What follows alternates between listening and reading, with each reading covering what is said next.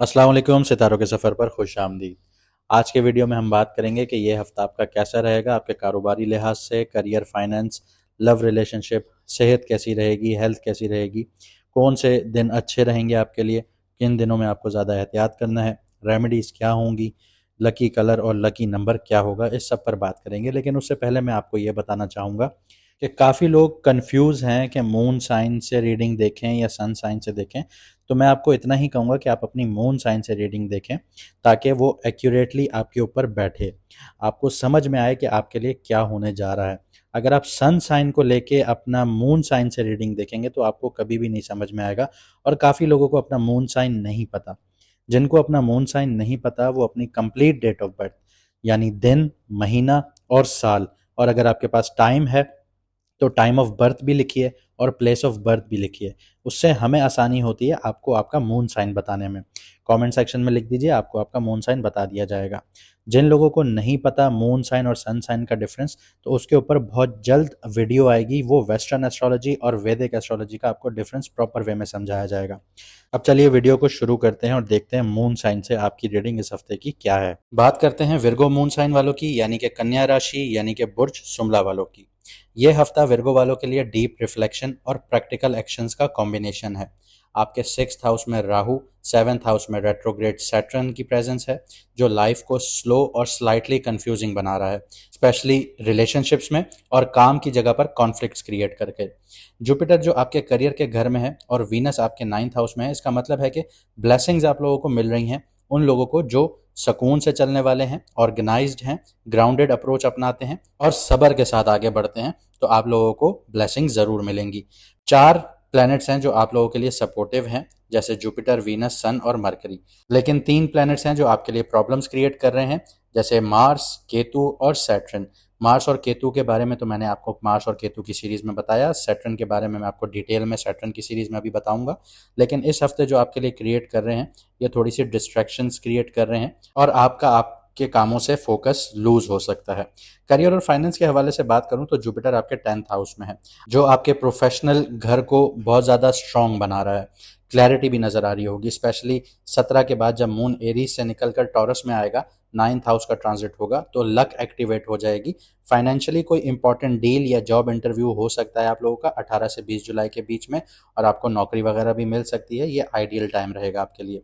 लेकिन 14 से 15 जुलाई को आपने अवॉइड करना है कुछ भी, चाहे मीटिंग हो, चाहे आपकी पैसों से रिलेटेड कोई मीटिंग हो, फाइनेंशियल कोई आपकी इन्वेस्टमेंट हो, तो 14 से 15 जुलाई को आपने अवॉइड करना है, क्योंकि राहु और मून का कॉम्बिनेशन बनेगा आपके 6th हाउस में। एनजाइटी बहुत ज़्यादा देखने को मिल सकती है, या फिर काम का लोड बहुत ज़्यादा पड़ सकता है आपके ऊपर। थर्सडे को किसी मेंटोर या सीनियर से करियर एडवाइस लेना आप लोगों के लिए फ़ायदेमंद साबित हो सकता है। आगे बढ़ते हैं, लव और रिलेशनशिप्स की बात करते हैं। सैटर्न रेट्रोग्रेड होने जा रहा है आपके 7th हाउस में, तो पास्ट रिलेशनशिप्स के जो जख्म हैं या इनसिक्योरिटीज़ हैं वो उभर के वापस आएंगी।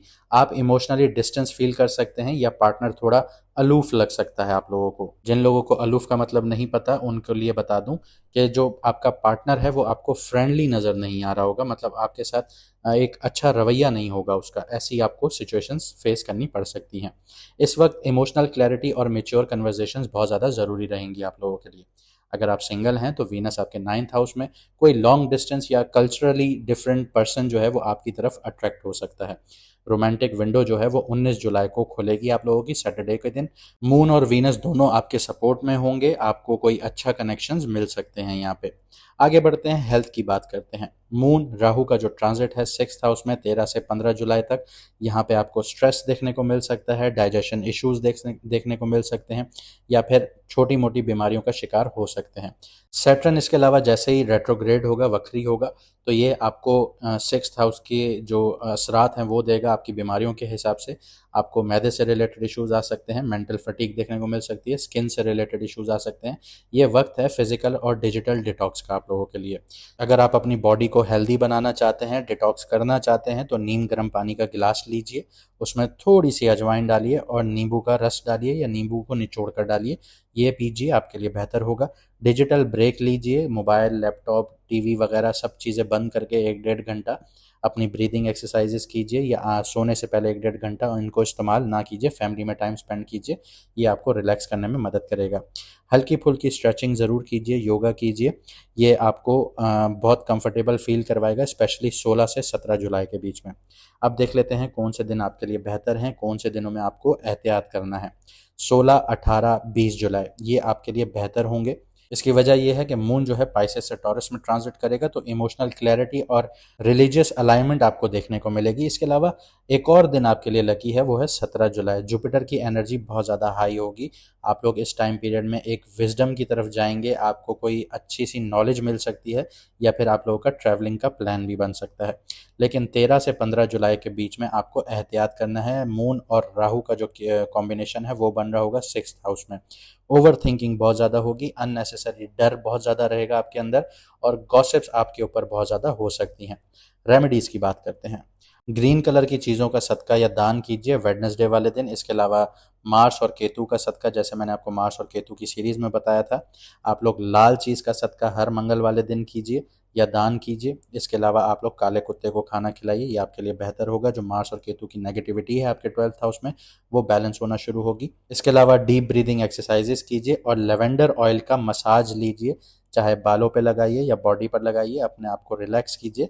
ये आपकी एंजाइटीज़ जो है ये ख़त्म होना शुरू होंगी और आपको हील करने में मदद करेगा। लकी कलर की बात करते हैं। ग्रीन कलर आपके लिए लकी रहेगा, मरकरी का कलर है, आपके लिए क्लैरिटी लेकर आएगा, हीलिंग लेकर आएगा और ज़िंदगी में बैलेंस बनाएगा।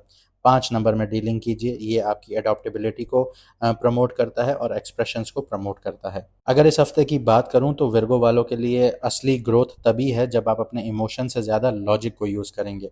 जुपिटर और वीनस आपकी ज़िंदगी के सफ़र को रोशनियों से भर तो रहे हैं, बस डिस्ट्रैक्शंस जो क्रिएट कर रहे हैं वो राहु केतु कर रहे हैं, इनसे बचना होगा।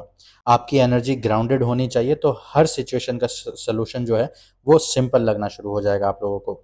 बस तैयार रहिए और अपने दिमाग को एक्टिव रखिए। उम्मीद करता हूँ आपको वीडियो पसंद आएगी और आप अपनी ज़िंदगी को बेहतर बनाएंगे। अगर आपको आपका मून साइन नहीं पता तो कमेंट सेक्शन में हमें अपनी ओरिजिनल डेट ऑफ बर्थ ज़रूर लिख के बताइएगा, हम आपको आपका मून साइन बता देंगे।